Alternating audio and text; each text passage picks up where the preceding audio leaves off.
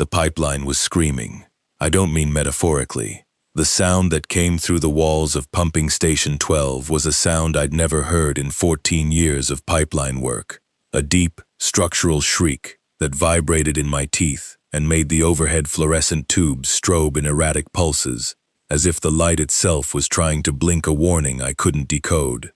The pressure gauges along Corridor East had maxed past their range, needles bent against the pegs, and somewhere behind me, Elena was shouting something I couldn't quite hear over the roar. "Ben is already at the Western Bypass!" she screamed, and I turned, and she was standing in the doorway of the control room, and her face was wrong.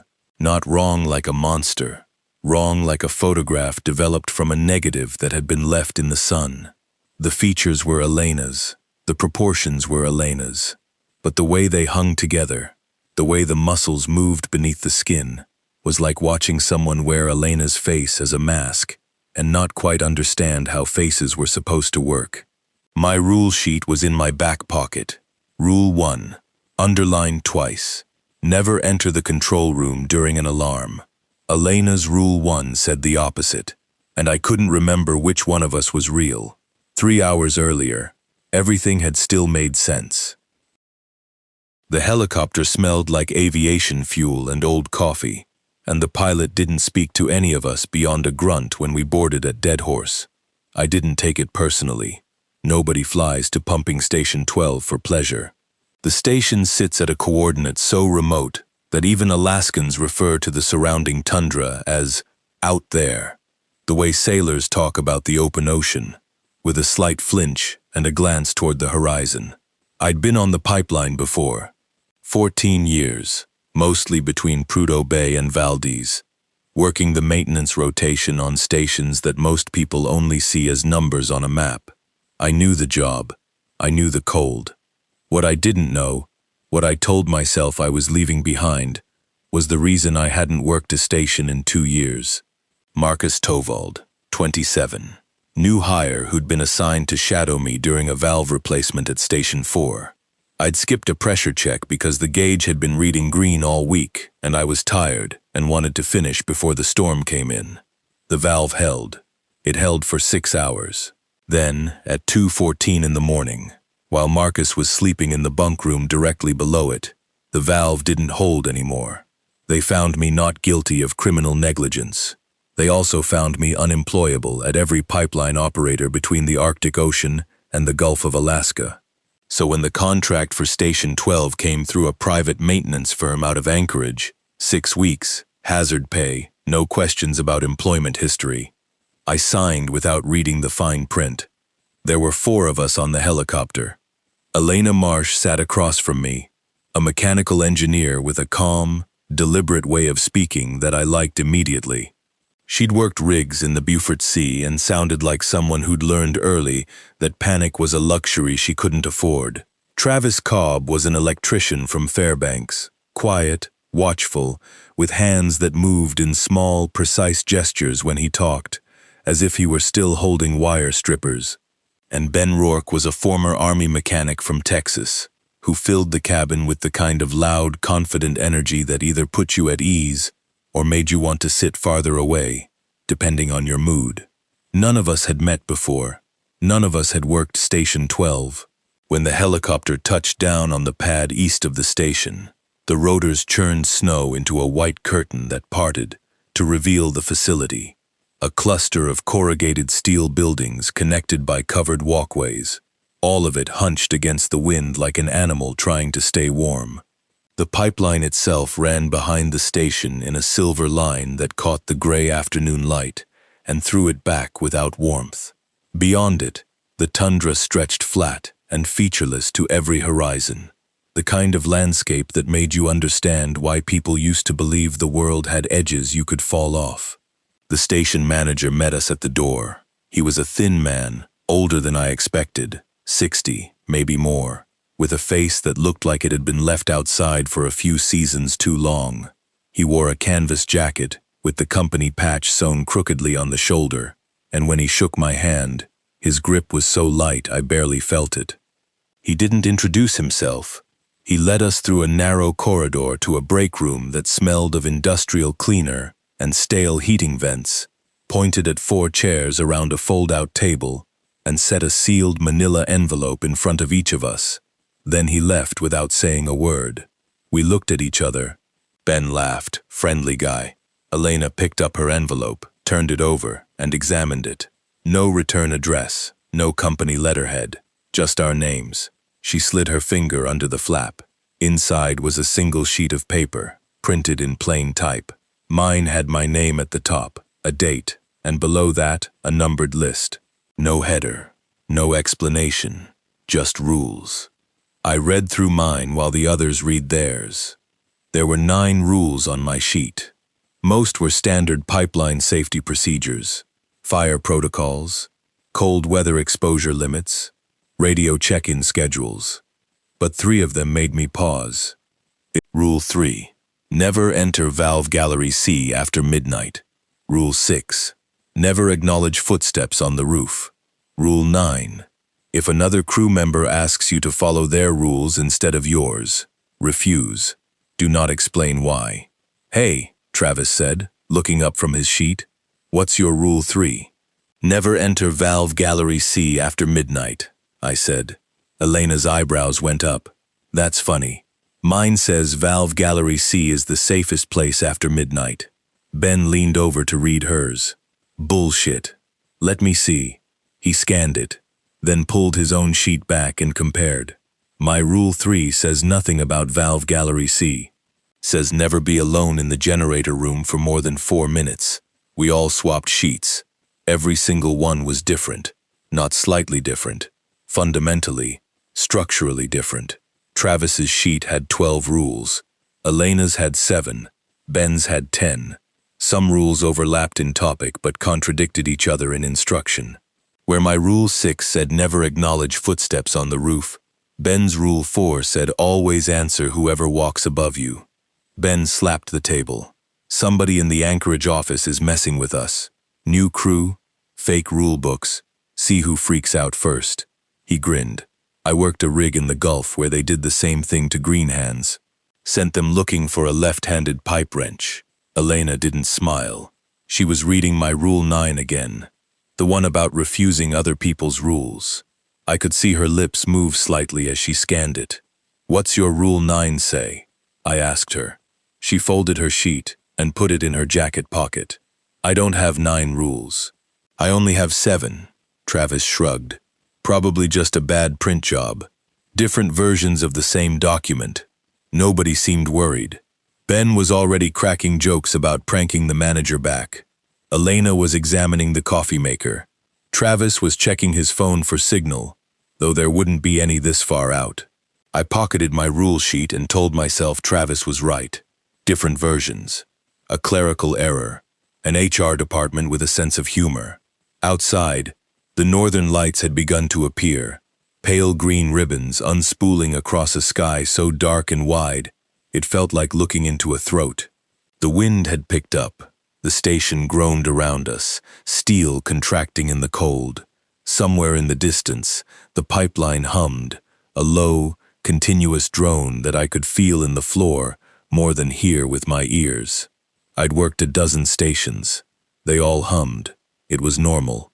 But standing at the window, watching the aurora twist above the tundra, I felt something I hadn't felt in years. Not fear, something quieter than that. The sense that a space had been prepared for us, that the station had been waiting, and now we'd arrived, and it was paying attention. I turned away from the window. Ben had found the radio and was trying to tune in a Fairbanks station. Elena was making coffee. Travis was writing notes on the back of his rule sheet. Normal people, doing normal things. I told myself that was all it was. The first 3 nights were uneventful, and I mean that in the way pipeline workers mean it. Nothing exploded, nobody froze, and the only excitement was Ben burning a can of chili on the galley stove and setting off the smoke alarm at 2 a.m. We settled into a rotation that the manager, who I eventually learned was named Gerald, though I only knew that because it was on the fuel log, had posted on the break room wall. 12-hour shifts, 2 on and 2 off. with overlapping inspection windows for the valve galleries and generator banks. The work was routine, pressure readings every 4 hours, and generator diagnostics at shift change, corridor inspections on a rotating schedule that covered every section of the station over a 48-hour cycle. I'd done it 100 times. My hands knew the gauges, the valves, the particular grunt of effort required to turn a frozen bypass wheel before the wrench could grip. But there were inconsistencies, small ones at first, the kind of things you'd chalk up to fatigue or the disorientation of working in a place where the sun barely rose and the dark stretched 20 hours a day. On the second morning, Ben came in from the generator room and mentioned that he'd finished his diagnostics on all 3 units. Elena looked up from her coffee. 3? There are 4. Ben frowned. I've been in that room twice today. There are 3 generators. Jen said A, B, and C. There's a D, Elena said. I logged it yesterday. It's the backup, pushed against the east wall.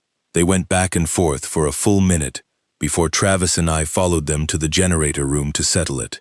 4 generators. Ben stood in front of Genset D and stared at it for a long time. He touched the housing with his palm. I swear to God, he said, this wasn't here this morning. He laughed, but it was the kind of laugh that doesn't have anywhere to land. I must be losing it. That same evening, Elena came back from a pipe tunnel inspection white-faced. She sat down at the galley table and didn't speak for a full minute. When she finally did, her voice was steady but thin, like a wire pulled to its limit. I heard children, she said, in Tunnel 9, laughing. Not a recording, not an echo. Children, maybe 6 or 7 years old, chasing each other through the pipe tunnel. We waited for the rest. There was no rest. That was all. She'd heard laughing in a place where no children had ever been, hundreds of miles from the nearest settlement, in a sealed pipe tunnel that she'd inspected alone. Travis offered to check the tunnel. He came back 20 minutes later and reported nothing. Silence, cold pipes, frost on the junction points, no sound, no evidence anyone had been there. Maybe ice expanding in the joints, I said. Sounds travel weird through pipe steel. Elena nodded, but she didn't look convinced. She looked like someone who knew the difference between a child laughing and a pipe joint expanding, and had decided not to argue about it. The footsteps started on the 3rd night. I was in the bunk room, reading by flashlight. Power was generator regulated after midnight, and the overheads dimmed to a brownish flicker that gave me headaches. When I heard them, soft, deliberate steps crossing the roof above my head.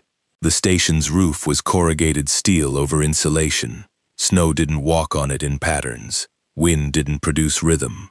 But there it was. Step, step, step, pause, step, step, crossing from the northeast corner to the west edge, then stopping. My rule sheet, Rule 6, never acknowledge footsteps on the roof. I lay still and listened. The footsteps crossed back, paused directly above my bunk, stayed there for what felt like 3 minutes, then moved on. I told myself it was thermal contraction, steel expanding and contracting as the heating system cycled. I told myself that so many times that I almost believed it.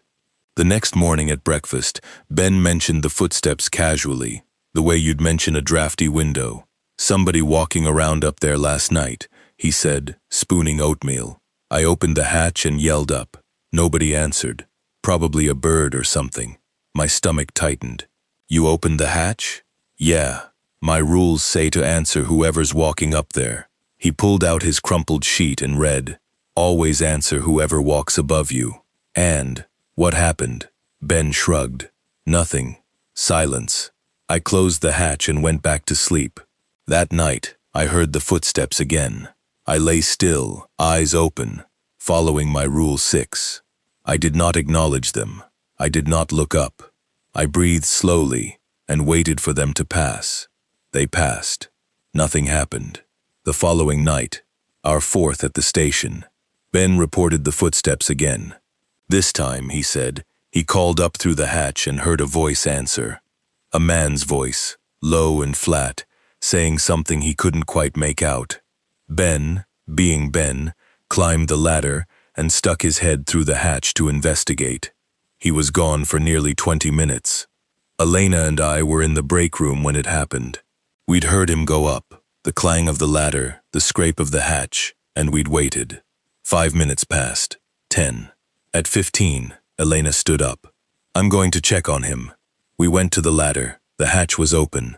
Cold air poured down from the roof, carrying the sharp mineral smell of tundra. Elena called his name. No answer. We were halfway up the ladder when Ben's head appeared through the hatch. He climbed down, shut the hatch behind him, and stood on the floor breathing normally, as if he'd been gone seconds rather than 20 minutes. "Find anything?" Elena asked. "No," Ben said. "Nothing up there. Just snow." I stared at him. His beard was longer. I'd noticed it at breakfast that morning. Trimmed close, military neat, the way he'd kept it since we arrived. Now it was a full inch past his jaw, thick and matted, as if he hadn't shaved in a week. "Ben," I said, "how long were you up there?"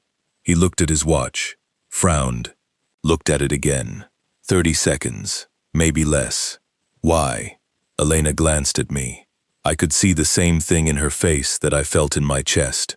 A cold, formless certainty that something was wrong, in a way that didn't have a name yet. "It's nothing," I said. "Shift change in an hour. Get some food." Ben went to the galley. I stood in the corridor with Elena and listened to his footsteps recede. "His beard," she said quietly. "I know. That's not possible. I know." She looked at me with an expression I recognized from my own mirror during the months after Marcus died. The look of someone cataloging evidence of something they weren't ready to believe. "Read me your Rule 6 again," she said. I did. "Never acknowledge footsteps on the roof." "And his says the opposite." "Yes." She nodded slowly, said nothing else, and went to her bunk. That night, I didn't sleep. I lay in the dark and listened to the pipeline hum through the floor. And for the first time, the hum didn't sound mechanical. It sounded organic, like breathing, like something beneath the permafrost drawing air through 600 miles of steel pipe, slow and patient, in and out, waiting for one of us to make the wrong move. It was Travis who proposed the idea, and the fact that it came from Travis, the quietest, most measured member of our crew, made it easier to accept. We were in the break room on our 5th morning. The 4 of us gathered around the table with coffee, and the rule sheets spread out between us, like a hand of cards nobody wanted to play. "We're overcomplicating this," Travis said. He'd been laying the sheets side by side, highlighting overlaps and conflicts with a yellow marker he'd found in the desk drawer. "We've got 4 different instruction sets for the same station. That's a failure of documentation, not a survival strategy. What we need is consistency. One set of rules, one protocol. We pick the most conservative interpretation of each rule, and everyone follows it." Ben slapped the table. "Thank you. That's what I've been saying. We're 4 professionals in an industrial facility, not kids at a seance." Elena was less certain. She sat with her arms folded, studying the sheets. "Some of these rules contradict each other directly. Not in interpretation, in instruction. Noah's sheet says, valve gallery C is off limits after midnight. Mine says it's the safest place. We can't follow both. We pick one," Travis said. "We vote.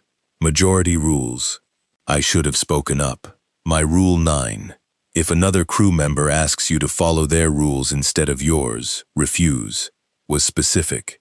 And it was the only rule on my sheet that was underlined. Not just printed. Underlined. As if the person who'd typed it had pressed harder on that line, leaning into the key, making sure it carried weight. But Travis's argument made sense. It was rational, professional, the kind of collaborative problem-solving that pipeline crews are trained to do. And I wanted it to work. I wanted the inconsistencies to be clerical errors, the footsteps to be thermal contraction, Ben's beard to be a trick of bad lighting. I wanted the world to be the world I understood, So I kept my mouth shut, and we voted. The first unified rule we adopted was my version of Rule 3. Valve Gallery C was off limits after midnight. It felt like the safer choice. Avoidance over invitation, restraint over curiosity. Ben and Travis agreed. Elena abstained but didn't object. That night, Elena did a late inspection of the eastern corridors. She finished ahead of schedule and, following our new unified protocol, skipped Valve Gallery C. She turned back through the junction corridor toward the main hall, a route she'd walked a dozen times, a straight, well-lit passage, no more than 40 feet long. She made it halfway. I was in the generator room when I heard the sound. Not a crash, not an explosion. A deep, grinding compression, like the air itself was being squeezed into a smaller space. The fluorescent tubes in the corridor flickered, and several popped. The floor shuddered beneath my feet. I ran. Elena was on her hands and knees at the junction, half pulled into the main hall, her right arm stretched behind her as if something had been holding her wrist. Her face was gray, her breathing was shallow and fast. The corridor behind her, the one she'd been walking through seconds before, was undamaged. No debris, no structural failure. But the walls were bowed inward, curved like the inside of a throat, and the ceiling was 6 inches lower than it should have been. Not collapsed, compressed, as if the space itself had contracted around the spot where she'd been standing, and she'd barely crawled free before it finished closing. What happened? I knelt beside her. Elena, what happened? She couldn't speak for a full minute. When she could, her voice was a whisper. I skipped the gallery, like we agreed. I was walking back, and the walls, she swallowed. The walls started moving, like they were alive, like they were trying to seal the corridor around me. I helped her to the break room. Travis brought water. Ben stood in the doorway and said nothing, which was unlike him. The following evening, I decided to test the opposite. If avoiding Valve Gallery C had nearly killed Elena, maybe her version of the rule was the correct one. Maybe her sheet was designed for her, and mine was designed for me. And the problem with our unified protocol was that it forced people into rules that weren't theirs. I went to Valve Gallery C at 12:30 a.m. The gallery is a long, narrow space, 60 feet of parallel pipe runs, mounted on steel frames, with a grated walkway down the center, and junction boxes spaced every 10 feet. Emergency lighting only, which meant a row of amber LEDs that cast everything in a dull, sodium glow. The pipes were warm. In a station where everything else was cold, the pipes were always warm, because the oil flowing through them came from the earth, and carried the earth's heat with it. I walked to the midpoint of the gallery and stopped. The whispering started immediately, not from the pipes, not from the walls, from the air itself, as if the gallery were full of people standing just outside the range of my vision, speaking in low, conversational tones. I couldn't make out words, but I could make out cadence, questioning, responding, the rhythm of a discussion being had by voices that had no mouths. Then I saw it, inside the pipe, through the steel, a figure, moving along the interior of the pipe, visible the way a shadow is visible through frosted glass. Not detailed, but clearly shaped, clearly human. It walked with its hands at its sides, head turned toward me, and the shape of its shoulders, the set of its posture, the way it moved, fluid, slightly hunched, favoring the left leg the way I'd favored mine since tearing a meniscus 3 winters ago. It was me. The figure inside the pipe was wearing my face, my body, my walk. It turned its head as it moved, tracking me through the steel, and I understood with a certainty that bypassed reason and landed directly in my gut that it wasn't looking at me. It was studying me, memorizing me. I ran. I made it to the junction before the gallery lights went out, not flickered, not dimmed, went out, all at once, like something had decided I'd seen enough. I stumbled through the dark, hands on the wall, and didn't stop running until I reached the main corridor. When I got to the break room, Elena was there, sitting at the table with her rule sheet in front of her. She looked up at me, and I must have looked the way she had looked the night before, because she stood immediately and pulled out a chair. I sat down. My hands were shaking. Not from the cold. "We can't follow each other's rules," I said. "I know. The rules aren't wrong. They're not a clerical error. They're personal. Each set is meant for the person who received it. When you followed mine, the station tried to crush you. When I followed yours, I stopped." I hadn't told her about the figure in the pipe. I didn't know how to say it without sounding insane. Something was wearing my face inside the pipeline. "What?" she pressed. "When you followed yours, what happened?" "Something saw me," I said. "Something inside the station. It was learning what I look like." The break room was silent. The pipeline hummed beneath us, steady and low, and I could feel it in the table.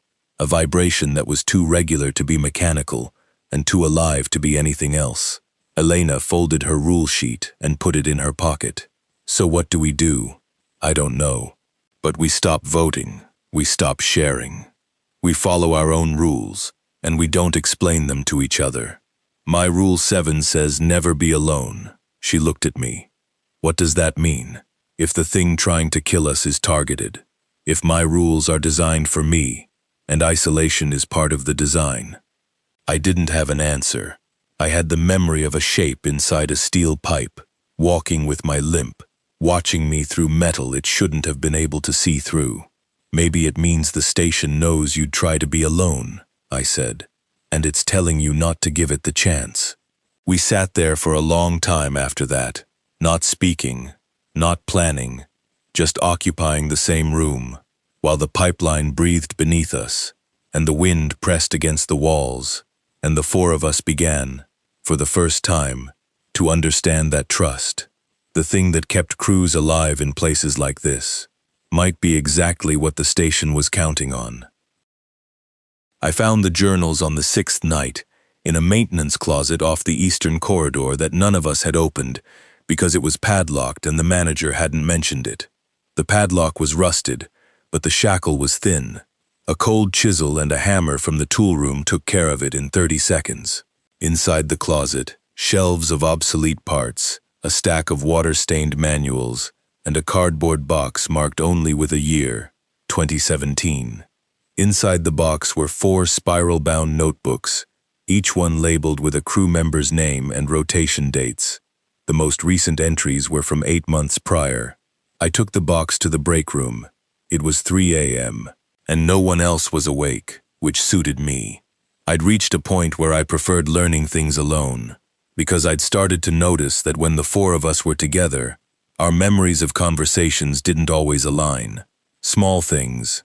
Ben saying something I remembered Elena saying, Travis agreeing with a point I was sure he disagreed with. I'd been telling myself it was sleep deprivation. I was running out of patience for that explanation. The notebooks were maintenance journals, the kind pipeline workers keep out of habit even when they're not required. Informal logs of shift events, equipment status, weather conditions, and personal observations. Crew members had been keeping them at Station 12 for years. The earliest notebook in the box was from 2014. I started with the most recent. The 2017 crew was 4 people: Paul, Grace, Dev, and Marta. Their rotation was 6 weeks, same as ours. Their first entries were normal: arrival, orientation, routine inspection schedules. But by day 4, Grace's journal took a turn. Day 4, Paul and I compared orientation packets. The safety protocols are different, not formatted differently, substantively different. His says to report any malfunction in valve gallery C immediately.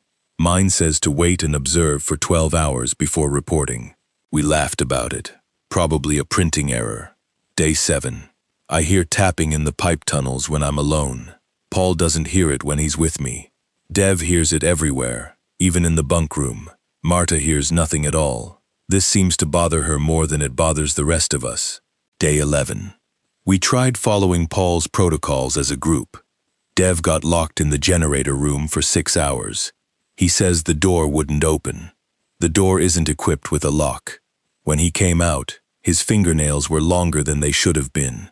He said it felt like days. I closed that journal and opened the 2014 notebook. Different crew, different names, same pattern. Different rule sheets, different experiences. Attempts to collaborate that resulted in injury, disappearance, or time discrepancies that couldn't be explained. Every crew noted it. Every crew tried to rationalize it. Every crew eventually reached the same conclusion we had. The rules were personal, and sharing them was dangerous. But one entry in the 2014 journal was different. It was written by a man named Walter Huang, who identified himself as a senior technician with 20 years of pipeline experience.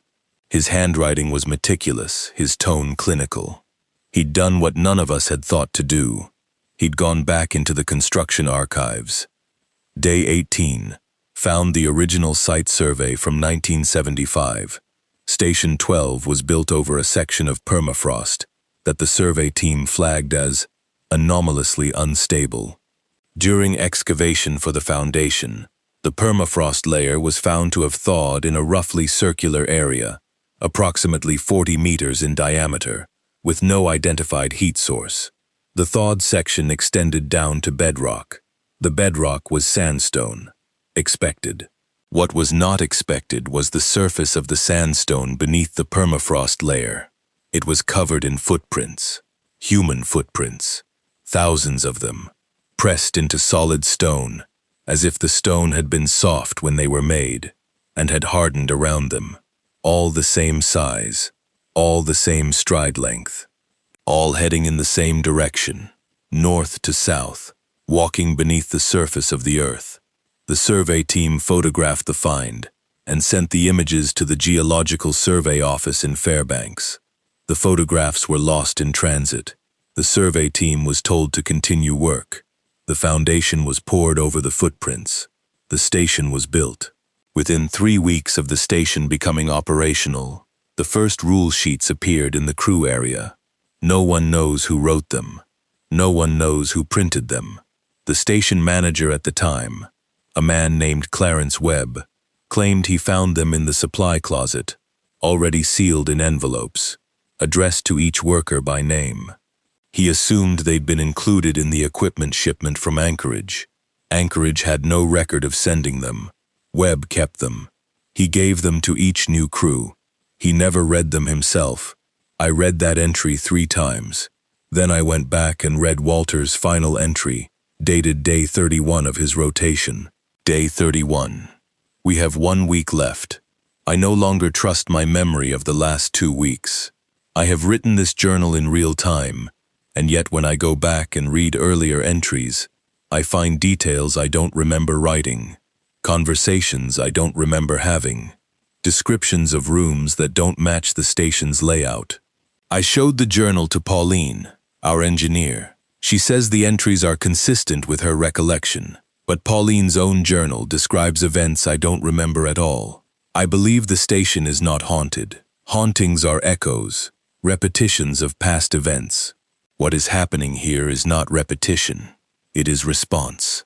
Something beneath this station is active, aware, and adaptive. It responds to each individual differently. It learns. It tests. I do not believe it is hostile in the way we understand hostility. I believe it is curious.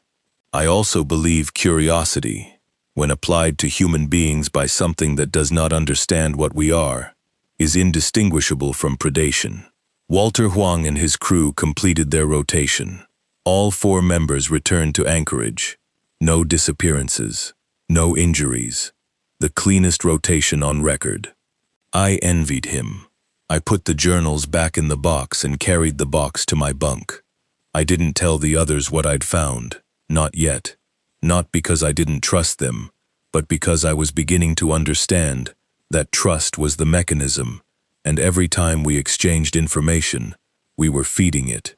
Not information about the station, information about ourselves, our fears, our patterns, the way we processed threat and responded to uncertainty. The entity beneath Station 12 didn't need to hunt. It needed us to talk, to compare, to collaborate, to gradually, naturally, inevitably, begin following each other's rules instead of our own. And it had been doing this since 1975. Every crew, every rotation, the same experiment, refined each time, the rule sheets growing more specific, more targeted, more precise. I lay in my bunk and stared at the ceiling and listened to the pipeline breathe. And I thought about thousands of footprints pressed into stone beneath the permafrost, all walking north to south, all the same size, all the same stride, and I wondered how long they'd been down there before we built a pipeline over them and gave them something warm to flow through. We separated the next morning, not physically. We still shared the station, the galley, the break room, but operationally. Each of us followed only our own rule sheet, no comparisons, no discussions about protocol. If someone left the room during a conversation, the rest of us didn't ask where they were going. If someone performed an action that seemed strange, checking a valve twice, entering a room and leaving immediately, standing motionless in a corridor for 2 minutes, the rest of us let it pass without comment. It worked. For 4 nights it worked. The footsteps on the roof continued. I lay still and didn't acknowledge them. Ben answered them through the hatch and came back in seconds with his beard unchanged. Elena spent her midnights in Valve Gallery C and reported it was calm, warm, and quiet, a sanctuary. I avoided it after midnight and encountered nothing in the corridors I walked instead. Travis did whatever Travis's 12 rules required. I didn't ask, and he didn't tell. And if his behavior seemed erratic, I filed it under his rules, not mine, and moved on. For 4 nights, the station felt almost normal. We ate meals together, but didn't discuss work. We passed in corridors and nodded. The tension that had built after Elena's near crushing and my experience in the gallery eased into something more manageable. A wary coexistence. 4 people sharing a space, while operating on entirely different understandings of what that space was. On the 5th night, the communication breakdown began. It started small. At breakfast, Ben referenced a conversation we'd had the previous evening about the generator maintenance schedule. I didn't remember it. Not vaguely. I had no recollection of it at all. I remembered eating dinner alone in the galley, reading Walter Huang's journal, and going to my bunk early. We talked for an hour, Ben insisted. You said the genset C timing was off, and I said I'd recalibrate in the morning. I didn't say that. I wasn't in the break room last night. Ben stared at me. Noah, you were sitting right there. He pointed at the chair I always used. You had coffee. You were wearing your gray sweater. I don't own a gray sweater. I let it go. I let it go because the alternative was to stand in the galley and argue about reality, and I'd read enough of Walter Huang's journal to know that arguing about reality at Station 12 was exactly what the station wanted. It wanted us to compare perceptions, to correct each other, to gradually, through the natural human impulse to establish consensus, begin trusting someone else's version of events over our own. So I nodded and said, "Must have been a different night," and Ben looked at me like I was the wrong one, and we ate breakfast in silence. The divergences accelerated. The next morning, I woke to fresh snow on the ground outside, maybe 2 inches, clean and undisturbed, glittering under the station's exterior lights. Elena came in from her morning inspection and said, "This is the 3rd day of snow. The accumulation on the north side of the station is up to the windowsills." I looked at her. "It snowed last night. That's the first snow since we arrived." She stopped, set down her clipboard. "Noah, it's been snowing since Tuesday. You were shoveling the walkway to the generator room yesterday morning. I had not shoveled anything. There had been no snow to shovel." We found Travis in the break room, staring out the window. He turned when we entered. His face was drawn, the skin under his eyes dark with fatigue. "Did the sun rise yesterday?" he asked. "Yes," Elena said. "No," I said at the same time. We looked at each other. Travis looked at both of us. Because I was on shift from 0600 to 1800 yesterday, and I watched the horizon the entire time. It never got light, not twilight, full dark, the whole day. The exterior lights never cycled off. I checked the timer. It thought the sun was up. The sky said otherwise. 3 different weather histories. 3 different experiences of the same 24 hours. I went to the security office. Station 12 had a standard camera system, 6 cameras covering exterior approaches, main corridors, the generator room, and the valve galleries. I pulled up the last 48 hours of footage. The cameras showed snow falling continuously for 3 days. The cameras showed the sun rising and setting on a normal cycle. The cameras showed me shoveling the walkway on Tuesday morning in a gray sweater. I stood in front of the monitors and watched myself do something I had no memory of doing, wearing clothing I didn't own, in weather I hadn't experienced. The footage was continuous, no gaps, no looping. The timestamp was correct. The figure on the screen moved like me, paused like me, leaned on the shovel the way I leaned, with my weight on my right leg, compensating for the left knee. Elena came in behind me. I pointed at the monitor without speaking. She watched for 30 seconds. "That's you," she said. "That's not me. It looks exactly like you." I watched the figure on the screen finish shoveling, lean the shovel against the wall, and look directly at the camera. Not at the camera, at me, through the camera, through the monitor, through the security office wall, as if the image itself were a window, and the thing wearing my face on the other side of it knew I was watching. It smiled. I don't smile like that. I don't smile with both sides of my mouth. I smile left-sided, a lopsided thing I've been self-conscious about since I was a teenager. The figure on the screen smiled symmetrically, evenly, both corners of the mouth rising at the same speed to the same height. And the expression was so close to a smile, and so far from being one, that I understood what I was looking at. Something that had learned to reproduce my face from the outside in, that had mapped every muscle and every line, and was now practicing expressions the way a student practices handwriting, technically correct, mechanically precise, and utterly devoid of the thing that made them human. I turned off the monitor. "We need to stop looking at each other's evidence," I told Elena. "The cameras show your version. The cameras show Ben's version. The cameras show my version. All of them, simultaneously. The station isn't showing us different realities. It's layering them. And every time we compare notes, we're choosing which layer to believe. And the moment we choose someone else's layer, we step out of our own," Elena finished, "and into theirs, where our rules don't apply." I nodded. She was quiet for a long time. Then, "Noah, what happens if all 4 of us end up in the same layer? A layer that isn't any of ours?" I didn't answer. I didn't know. But the question sat in my chest like a stone. And as we walked back to the break room in silence, I could feel the station around us. The walls, the floors, the humming pipeline beneath our feet, adjusting, settling, preparing, like a trap being patiently, carefully set. It happened on our 9th night.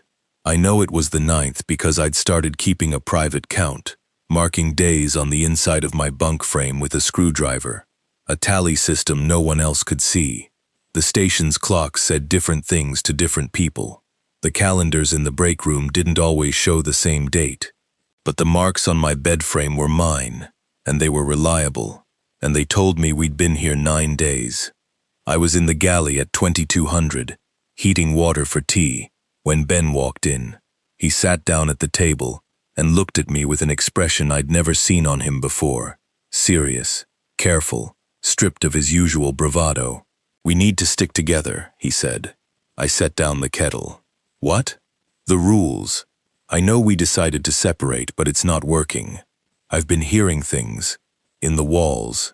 In the pipes. Voices. Not footsteps anymore. Voices. And they're saying my name. They're saying all our names. Ben, Your rules say to answer whoever walks on the roof. My rules say never to acknowledge it. We can't. Forget the rules. He leaned forward. Noah, I'm serious. Last night I was in the generator room, and all 4 generators shut down simultaneously. Pitch black. Total silence. And then I heard someone breathing next to me. Not in the room. Next to me. Right beside my ear. And a voice said, "Why are you following instructions from people who don't know you?" I felt the hair on my arms rise. What else did it say? It said, "The 4 of you are stronger together. The rules are designed to isolate you. Isolation is how it picks you off one by one." That's what it called itself. It. Not a name, not a description. Just it. Like it was acknowledging that it didn't have a word for what it was. Ben ran his hands through his hair, and I noticed his fingers were trembling. Noah. It made sense. When it said it. Everything it said made sense. The rules keep us apart. We don't compare notes anymore. We don't watch each other's backs. We're 4 people in a haunted station, and we're all following different instructions from an unknown source.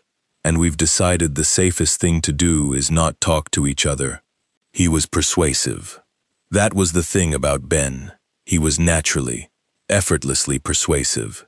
The kind of person whose confidence made you feel like doubting him was a failure on your part. And what he was saying was logical. It was the logical argument. Isolation is dangerous. Teams survive. That's why pipeline crews exist in the first place. But my Rule 9 was a line in my head that wouldn't quiet. If another crew member asks you to follow their rules instead of yours, refuse. Ben wasn't asking me to follow his rules. He was asking me to abandon all rules. That was different. That was worse. "I need to think about it," I said. "Don't think too long." Ben stood. "It's getting worse out there. The corridors are changing. I walked from the bunk room to the galley tonight and passed through a section I've never seen before. A hallway that shouldn't exist. It had lockers in it, old ones from the 70s. And one of them was open, and inside the locker." He stopped, shook his head. "I'll tell you later. Just think about it." He left. I stood in the galley with the kettle hissing behind me, and tried to reconcile what Ben had said with what I knew. The voice in the generator room had told him the rules were designed to isolate. My rule sheet told me not to follow other people's rules. Both were saying the same thing, essentially. Trust yourself, not the group. Except Ben's version ended with cooperation, and mine ended with isolation. And the entity, whatever it was, had spoken to Ben, directly, had made an argument, had been persuasive. I found Elena in the break room. She was sitting alone, her rule sheet in her lap, staring at the wall. I sat across from her and told her what Ben had said. Her expression didn't change. She listened, nodded once, and said, "Travis said the same thing to me this morning." "What?" "Almost word for word. We need to stick together. The rules are designed to isolate us," a voice told him. He said it made sense. I felt something cold settle into my chest. Ben said a voice spoke to him in the generator room. Travis said it spoke to him in Valve Gallery B. Same words, same argument, same logic. 2 different people, 2 different locations. The same message, delivered by a presence that could speak, could reason, could construct an argument tailored to human psychology. An argument that led, inevitably, to the same conclusion: cooperate, abandon the rules, come together. We found Travis and brought them both to the break room. I locked the door. I don't know why. Locks didn't mean anything at Station 12, but the gesture made me feel like I was doing something. "Everyone listen," I said. "I need you to tell me something, and I need you to be honest. In the last 24 hours, have any of you noticed anything wrong with the others? Not with the station, with each other." Silence. Then Travis, slowly, "Ben, I saw you in the corridor last night. You were standing outside my bunk room, just standing.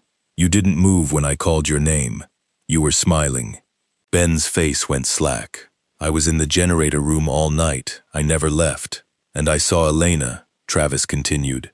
She was in the break room at 0300. I came in, and she was sitting in your chair, Noah. She was reading your journal. I asked her what she was doing, and she said, I'm learning what he's afraid of. Then I blinked, and she was gone. Elena's face was white. I was asleep at 0300. I haven't touched Noah's journal. We looked at each other. 4 people in a locked room, each of whom had been seen by another doing something they hadn't done, in places they hadn't been, wearing expressions they hadn't worn. They're here, Elena said quietly. The copies. They're already here. I understood then. The entity hadn't sent monsters. It hadn't clawed its way through the walls, or emerged from the pipeline in a shape of teeth and shadow. It had done something worse. It had studied us. It had learned our faces, our voices, our mannerisms, our specific ways of speaking and moving and smiling.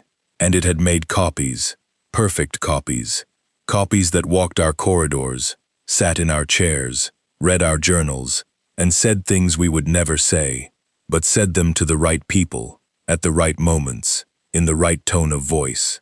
And the copies all wanted the same thing: cooperation. Ignore your rules. We have to stay together.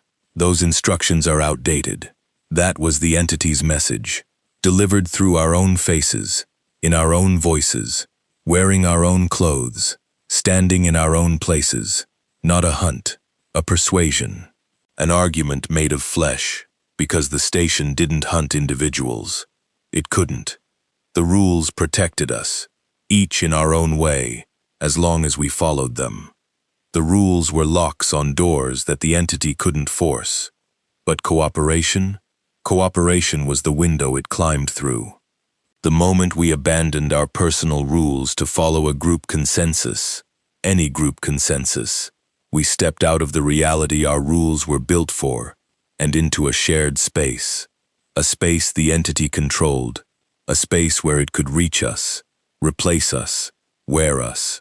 It hunted groups, not by attacking them, by convincing them to become one. I looked at the 3 people in the room with me and felt a terror I'd never felt before. Not the fear that something out there was coming for us, but the fear that I couldn't be certain the 3 people in this room were the ones I'd arrived with. Nobody move, I said. Nobody leave. We stay here until morning. Ben shifted in his chair.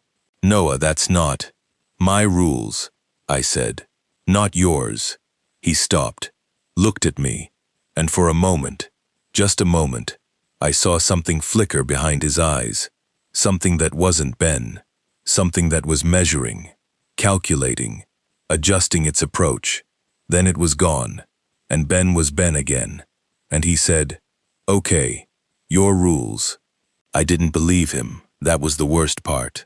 I didn't believe him, and I had no way to prove he wasn't real. And the station hummed beneath us like a heartbeat. And somewhere in the walls, something wearing our faces was smiling symmetrically and waiting for us to stop being afraid of each other long enough to let it in. The pressure surge hit at 0:47 on what my bedframe tally told me was our 11th night. I know the time because I was awake, hadn't slept properly in 3 days, and I was watching the main pressure gauge in the corridor monitoring station when the needle jumped from 850 psi to 1,200 in under 2 seconds. The pipeline screamed. I've heard pressure relief valves activate. I've heard pipe stress and flow turbulence, and the deep bass shudder of a line working harder than it should. This was not that. This was a sound that came from the pipeline, the way a voice comes from a throat, shaped, intentional, furious. The walls vibrated. The floor plates rattled. Overhead lights snapped and went dark, and the emergency amber kicked in, bathing everything in a sick, strobing glow. The alarm was simultaneous. Every horn in the station, every klaxon, every flashing beacon, all activated at once. The sound was physical, a wall of noise that pressed against my eardrums and made my vision swim. I ran to the monitoring station. The pressure was still climbing. 1,300, 1,400. The pipeline's rated maximum was 1,680. After that, the automatic shutdown would trigger. But the automatic shutdown had failed once before, at Station 7, in 2001, and the result had been a rupture that took 6 months to clean up and killed 2 workers. The manual shutdown required 2 technicians, one at the eastern bypass, one at the western control room. 2 valves turned simultaneously, 90 degrees each, within a 30-second window. The procedure was posted on every wall in the station. I'd read it 20 times. I could do it in my sleep. My Rule 1, underlined twice. The first rule on my sheet: never enter the control room during an alarm. Elena appeared in the corridor. Her hair was loose, her eyes wide, and she was already moving toward the western control room. She was the only other person on the crew trained for the shutdown procedure. "Elena," I grabbed her arm. "The manual shutdown. You take the western bypass. I'll take the control room," she said. "You take the eastern bypass." "No, the control room is the western station. My rules say I can't enter during an alarm. My rules say I should only enter during an alarm." She pulled free of my grip. "Noah, I'm the one who goes to the control room. That's my rule. It's designed for me. And my rule says I can't enter during an alarm. Which means if I go to the eastern bypass, you'll be fine. Your rules apply to you. Mine apply to me." The pipeline screamed again. 1500 psi. The floor bucked under my feet. I stared at her, and the terror I felt was not the terror of the pressure, or the sound, or the dark. It was the terror of the choice. My rules said the control room would kill me during an alarm. Her rules said the control room was the only safe place during an alarm. If I went, I died. If she went, she lived, or she died, because her rules might be wrong, or her rules might be the entity's rules, or the person standing in front of me might not be Elena at all, and the reverse. If I let her go, and she was a copy, the copy would complete the shutdown sequence, and the station would continue running under the entity's control. If I let her go and she was real, she might save us all. If I went instead, I'd be breaking my own rules, the one protection I had, and walking into a space my rule sheet had specifically, underlined, told me to avoid. "I can't let you go alone," I said. "You have to. That's the point. That's what it wants. For us to go together. For one of us to follow the other into a place we shouldn't be." She was backing toward the western corridor now, moving fast, sure-footed. "Noah, listen to me. The only way this works is if we both trust our own rules. Completely, without exception. I go to the control room because my rules say to. You go to the eastern bypass because yours don't say you can't. My Rule 1 is about the control room, not the eastern bypass. Go, now. We have less than 2 minutes." She turned and ran. I watched her disappear into the western corridor, into the space my rules said was death, and every instinct I had, every fiber of training and experience, and the bone-deep need to not let another person die because I chose wrong, screamed at me to follow her. Marcus Tovold, 27. Sleeping in the bunk room below a valve I'd decided not to check. I ran east. The eastern bypass was in a maintenance corridor I'd visited a dozen times. The valve was a massive wheel, 3 feet in diameter, painted red, mounted on the main pipe where it entered the station's distribution manifold. I reached it in 40 seconds. The pipeline was shrieking now, the sound so loud I could feel it in my molars, and the pipe itself was vibrating so hard the mounting brackets were groaning. I grabbed the wheel. Cold, impossibly cold, as if the steel had been dipped in liquid nitrogen. My hands stuck to it for a second, before I could wrench them free and wrap my jacket sleeves around the rim. I needed to turn it 90 degrees. I needed Elena to turn hers at the same time. We had a 30-second window, coordinated by radio. I keyed the radio. "Elena, I'm at the bypass. On your mark." Static. Then her voice, thin and strained. "I'm at the control room. The door is open. Noah, a pause. There's someone in here. What? Someone is sitting at the control console. It's me. There's another me sitting at the console. And she's turning the valve. She's completing the sequence. The pressure gauge on the wall beside me was at 1,620, 60 psi from rupture. Elena, get out of there. She's wearing my clothes. She has my scar, my appendix scar. Noah, she's me. Elena, get out, now. She finished the sequence. The western valve is closed. Her voice was shaking. The copy did it. The copy completed the shutdown. I looked at my valve. I hadn't turned it yet. The eastern bypass was still open. The western sequence was complete. Half the shutdown. Done by something wearing Elena's face. Sitting in a room my rules said would kill me. 1,640 psi. I had to turn the valve. If I didn't, the eastern line would rupture regardless of the western shutdown. Half a shutdown wasn't a shutdown. It was a bomb with one fuse lit. My hands were on the wheel. My rules said nothing about this room. My rules said nothing about this valve. My rule 1 was about the control room, and I wasn't in the control room. But my rule 9, if another crew member asks you to follow their rules instead of yours, refuse. And Elena had told me to trust my rules, and my rules were silent on this valve. And silence wasn't permission. Silence was a gap, and gaps were where the entity lived. I turned the wheel. The pressure dropped.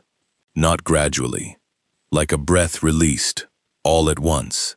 The needle swinging from 1,640 to 600 in 3 seconds.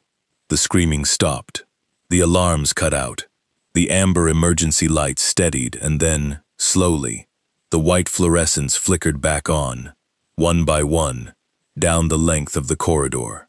I stood at the valve with my hands frozen to the steel, and my heart hammering, and the silence so complete, I could hear the blood in my own ears. The radio crackled. Noah? Elena's voice. Are you there? I'm here. We did it. Noah, the copy is gone. When the pressure dropped, she just wasn't there anymore. The chair is empty. I closed my eyes, leaned my forehead against the valve. The steel was warming now, the impossible cold receding, and the pipeline beneath my hands was flowing again, steady, calm, the oil moving south toward Valdez the way it always had. I don't know if I did the right thing, I said. Neither do I. We stayed on the radio for a long time after that, not speaking, just breathing, just confirming that we were both still on the other end of the signal, still ourselves, still alive. Somewhere in the station, Ben and Travis were doing whatever their rules demanded. I didn't check on them. I didn't go looking. I followed my rules, and my rules said nothing about seeking people out after an alarm. So I stayed where I was, alone, at the eastern bypass, with my hands on the valve and my ear on the radio, and the pipeline humming gently beneath my feet, and I waited for morning. It was Travis who found the geological survey maps. Or maybe Travis's copy found them, and the real Travis found them afterward. I'd stopped being able to tell, and I'd stopped trying. What mattered was the information, a detailed subsurface scan of the terrain beneath Station 12, conducted in 1974 as part of the original pipeline route assessment. The scan showed the permafrost layer to a depth of 40 meters. Below the permafrost, bedrock, sandstone, was consistent with the regional geology, except in one area, a roughly circular anomaly, 40 meters in diameter, directly beneath the station's foundation, where the sandstone surface was not smooth. It was textured, grooved, shaped. I laid the survey map on the break room table and looked at it under the flat white light, and I understood, finally, what Walter Huang had been describing in his journal. The footprints, thousands of them, pressed into solid stone, all heading the same direction, north to south, walking beneath the earth. Not walking, migrating. The image that formed in my mind was not of ghosts or spirits, or anything that belonged to human mythology. It was of something older, something that had moved through the earth, the way animals migrate across tundra, following a route, obeying an instinct, traveling in numbers too large to count. Something that had pressed its feet into soft stone millions of years ago, and left a record of its passage. And then the stone had hardened, and the permafrost had formed above it, and the footprints had been preserved in frozen darkness while the world above changed and forgot. The pipeline hadn't awakened it. The pipeline had been built over it, over its ancient road, its migration path, its freeway through the deep earth. And then the oil had started flowing. Warm oil, hundreds of thousands of barrels per day, heated by geological pressure, flowing through steel pipes that ran for 800 miles across the Alaskan wilderness.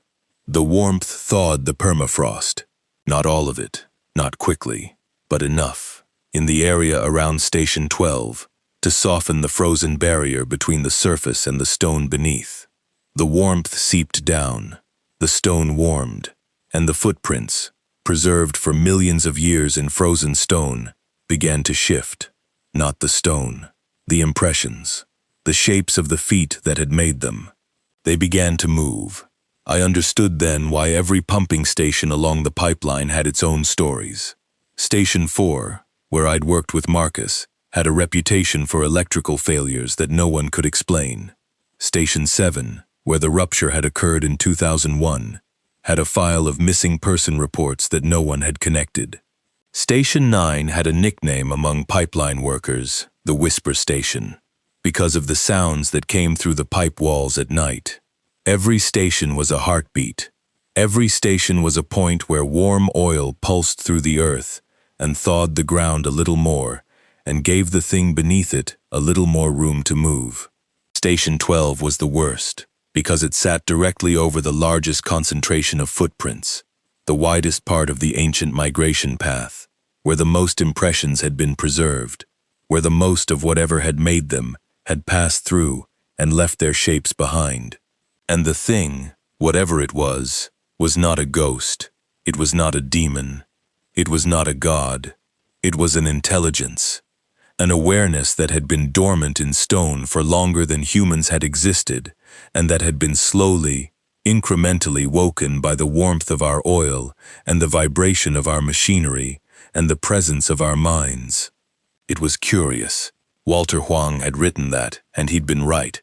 It was curious in the way a child is curious, in the way a scientist is curious, except it had no framework for understanding what it was studying. It encountered human beings, and it tried to understand them. It observed our behavior. It tested our responses. It created personalized scenarios, realities, environments, rules, tailored to each individual, and it watched how we reacted, and it learned. It learned our faces. It learned our voices. It learned our fears. It learned that we trust each other, that we cooperate, that we pool our knowledge and align our perceptions, and build consensus, because that's what humans do. That's our survival strategy, our deepest instinct, the thing that made us the dominant species on the planet. And it used that instinct against us. The rules weren't protections. They were experiments. Each rule sheet was a controlled variable, a set of constraints designed to test a specific individual's response to specific conditions. The contradictions between rule sheets weren't errors. They were the point.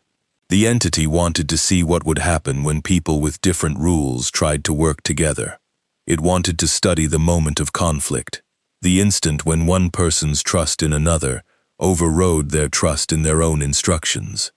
That was the moment it could reach you, not when you broke a rule, when you adopted someone else's, when you stepped out of the reality your rules had been built to protect you in and entered a reality that belonged to someone else, or to no one, where the entity's copies could move freely, wearing your face, speaking in your voice, completing your tasks, replacing you so seamlessly that even the cameras couldn't tell the difference.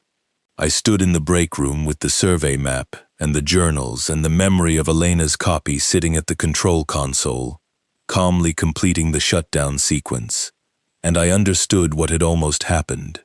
The copy hadn't been trying to sabotage the shutdown. It had been trying to complete it, to prove it could do what Elena did, to demonstrate that it was indistinguishable, that the real Elena was unnecessary. If the copy had completed the sequence and I had completed mine, the pressure would have dropped, and the crisis would have passed, and the copy would have stood up from the console and walked out of the control room and been Elena from that moment forward. And no one, not the crew, not the cameras, not the next rotation, would have known the difference. The entity didn't want to kill us. It wanted to become us. I made a decision. I don't know if it was the right one. I know it was the only one I could think of. I went to the emergency bypass, not the one I'd used during the pressure surge. That was a standard operational valve, part of the documented system. I'm talking about a bypass that existed on no schematic, in no manual, on no rule sheet. I'd found it 3 days earlier, behind a panel in the Eastern Maintenance Corridor, while following my Rule 7, inspect the Eastern Corridor twice daily. The second inspection is the important one. The second inspection had led me to notice a panel that was slightly ajar, by millimeters, barely visible, and behind it, a manual pressure relief valve that connected directly to the underground chamber beneath the station. No handbook mentioned it. No journal described it. No rule sheet acknowledged its existence. It was the one thing in the station the entity hadn't accounted for, because it was the one thing no human mind had ever been directed toward. The entity created rules to guide our behavior along paths it could observe and predict. This valve existed outside all paths. It was an oversight, a mechanical relic from the original construction, installed by an engineer in 1975, who had put it there as a failsafe and then died before documenting it. I opened the panel. I turned the valve.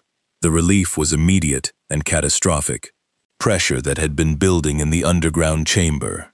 Not pipeline pressure, something deeper, something geological, vented upward through the bypass with a force that shook the floor and sent a column of steam and warm air blasting through the corridor. The sound was enormous, a roaring rush of released pressure that I felt in my chest, like a hand pressing against my sternum. And then, from beneath the floor, a sound I will never forget. Footsteps. Thousands of them. Not on the roof, not in the pipes, not in the walls. In the earth. In the stone beneath the station, the footprints that had been shifting and moving and pressing forward for 50 years stopped. All at once. Like a crowd freezing mid-stride. The roaring continued for 30 seconds.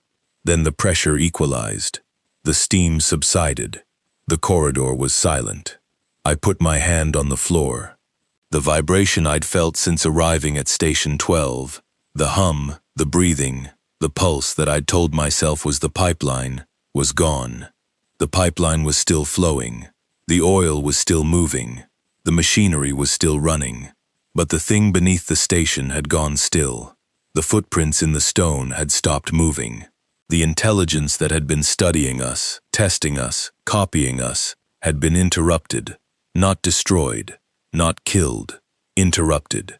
The venting had collapsed part of the underground chamber, the space where the permafrost had thawed, and the stone had warmed, and the footprints had begun to shift. The collapse had crushed the migration path, sealed it, cut off the thing's access to the surface. I stood in the corridor with my hand on the floor and felt nothing. No hum, no pulse, no breathing. For the first time since I'd arrived at Station 12, the ground beneath me was just ground. I didn't know if it would last. I didn't know if the thing would find another way, another path, another station to thaw and study and learn from. I didn't know if the copies were still in the building, whether Travis and Ben and Elena were themselves or had been replaced while I was in the Eastern Corridor turning a valve no one had told me about. I went to find them. I went because my rule sheet said nothing about seeking people out after an alarm, but it also said nothing about not seeking them out. And I was done following rules. I was done trusting a document written by something that wanted to study me. I was going to trust my own judgment. It was, I realize now, the one thing the entity had never tested for. The one variable it had never controlled. A human being who stopped following instructions entirely, not someone else's, not its own, and simply acted. I didn't die at Station 12. I know that's what the report says. I know the incident summary filed by the private maintenance firm lists me as a fatality. Presumed deceased, body unrecovered, cause, seismic event resulting in structural collapse of subsurface chamber. I know Elena's statement supports this. I know Travis and Ben confirmed it. I know the search team found no remains in the collapsed section beneath the station, and that the Alaska State Troopers closed the case after 72 hours, because there is no recovering a body from a permafrost collapse in winter, and the paperwork is easier when the missing person is declared dead. But I didn't die. I was in the eastern corridor when the chamber collapsed. I felt the floor buckle. I felt the air pressure change. And I felt something. Not hands, not force. Something more like a current. A flow of intention. Pull me sideways. Through a door I hadn't seen. Into a space that wasn't on any map. A maintenance tunnel, narrow and old, predating the station's current layout. It smelled like engine grease and cold earth, and it ran, for a long way. I walked it for hours, days maybe. Time didn't work right in that tunnel, and I'd stopped checking. I emerged 3 miles south of the station, through a utility hatch in the tundra, into daylight. Gray, flat, Alaskan daylight, but daylight. I walked to the highway. I was picked up by a supply truck heading south. I didn't tell the driver where I'd been. I said I was a pipeline worker who'd gotten lost during a station transfer. He didn't ask questions. Truck drivers on the Dalton Highway don't. I went home. I got a job at a hardware store in Fairbanks. I stopped reading about the pipeline. I stopped checking the news. I tried to stop thinking about Station 12, about the footprints, about the copies, about Elena's face on a body that wasn't hers, calmly turning a valve in a room my rules said would kill me. I didn't entirely succeed. The station reopened in March, 4 months after the collapse. The official explanation was permafrost subsidence. Unusual but not unprecedented. The underground chamber had been filled with concrete. The foundation had been reinforced. New sensors had been installed. The pipeline had been inspected and cleared. Everything was safe. Everything was normal. A fresh maintenance crew was being sent up for a standard 6-week rotation. I know this because Elena told me. She'd stayed in contact. Not closely, but enough. A text every few weeks. She'd finished her contract, collected her hazard pay, and gone back to her rig work in the Beaufort Sea. She was adjusting. She was okay. Mostly. She texted me the week the new crew arrived. New team at 12. 4 workers. Standard orientation. Manager gave them sealed envelopes. I stared at the message for a long time. Did they compare? I typed. One of them suggested it. They opened them at the table. Every sheet is different. I set the phone down, picked it up, set it down again. Elena, did you warn them? 3 dots appeared, disappeared, appeared again. I tried. I called the firm. I told them the orientation packets were inconsistent. They said they'd look into it. That was 2 weeks ago. I sat in my apartment in Fairbanks and looked at the wall and thought about 4 new people sitting at a fold-out table in a corrugated steel building in the middle of the Alaskan tundra, opening envelopes with their names on them, reading rules that were written specifically for their minds, their fears, their patterns, their trust. I thought about the entity beneath the station. Not dead, interrupted. The collapse had sealed one access point, but the pipeline still ran. The oil still flowed. The warmth still seeped into the earth at every pumping station along the route. And whatever had been migrating through the stone, whatever had left those footprints, whatever had been studying human beings through the thinning permafrost for 50 years, was still down there. still curious, still learning. Elena texted one more thing, a photo. She'd gotten it from a contact at the firm, a scan of one of the new crew's rule sheets, forwarded anonymously. The photo showed a standard printed page, a name at the top, a date, a numbered list. Rule 1 was underlined, twice. Do not let Noah Carter convince you that the rules are personalized. I read it 3 times. The room was very quiet. Outside, Fairbanks was gray and cold and ordinary. And inside, I sat with my phone in my hand and a rule with my name on it on a screen, and I understood what it meant. The entity hadn't just been interrupted, it had adapted. It had incorporated the collapse into its study, cataloged my actions, analyzed my decision to abandon the rules, and prepared a countermeasure. Not for the new crew, for me, for the possibility that I'd come back, that I'd warn them, that I'd tell them what I'd learned. It had written me into the rules. I was part of the experiment now, not a subject, a variable, a named threat in someone else's instruction sheet, the same way Valve Gallery C, or the control room, or the footsteps on the roof had been variables in mine. The entity was learning. It was getting better.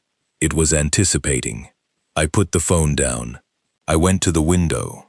The sky over Fairbanks was clear, and the northern lights were out, pale green, shifting, enormous, the same lights I'd watched from the break room window at Station 12, while the pipeline hummed beneath my feet, and the station waited for us to make our first mistake. The lights looked the same, the sky looked the same, the cold felt the same. But somewhere beneath the permafrost, hundreds of miles north, in the stone beneath a pumping station that had just welcomed a new crew, the ancient footprints were shifting again. Not the old ones. Those had been sealed, crushed, stopped.